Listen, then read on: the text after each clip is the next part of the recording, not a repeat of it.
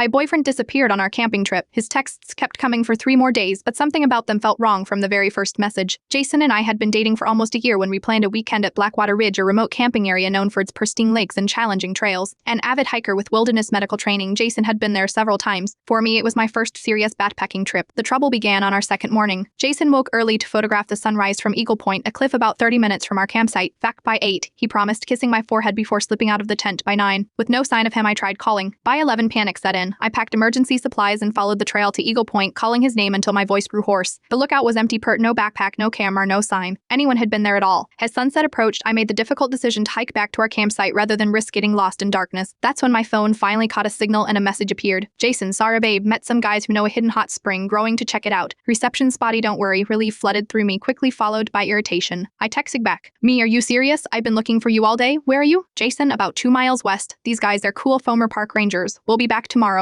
Pros, something felt off. Jason would never wander off with strangers without telling me, especially knowing I'd worry, and babe. He always called me Ellie, never. Babe, me. I am really uncomfortable with this. Please come back now, Jason. Don't be scared, everything's fine. Get some sleep and I'll see you tomorrow. Love you, babe. That night I barely slept. At dawn I hiked to the ranger station 5 miles away and reported Jason missing. The ranger's face grew serious when I showed him the texts. There are no hot springs in this area, he said quietly, and we haven't had any former rangers visiting. A search began immediately, but by nightfall there was no sign of Jason back at the emergency cabin where they'd relocated me, and other texts arrived. Jason, sorry for the worry. Lost track of time, heading back now, see you in the morning. The ranger monitoring my phone looked troubled. The timestamp on this message is coming from a location with no cell service. The next day's search expanded with dogs and helicopters. I was beside myself when another text came through. Jason, Bradbury dying. Got turned around, wound, a cabin to stay in. We'll try to make it back tomorrow. The search team confirmed there were no cabins in the direction the signal had originated from. On the third day, as hope began to fade, one final message arrived. Jason, out the trail. Be there soon, can't wait to see you. Don't tell anyone I was lost. Kind of embarrassing, love you, babe. I showed the ranger, who immediately called his team. We need to trace this signal now. They tracked the message to an abandoned hunter's cabin 8 miles from our campsite. In Clyde, they found Jason's phone plugged into a portable charger, but no sign of Jason himself, except for his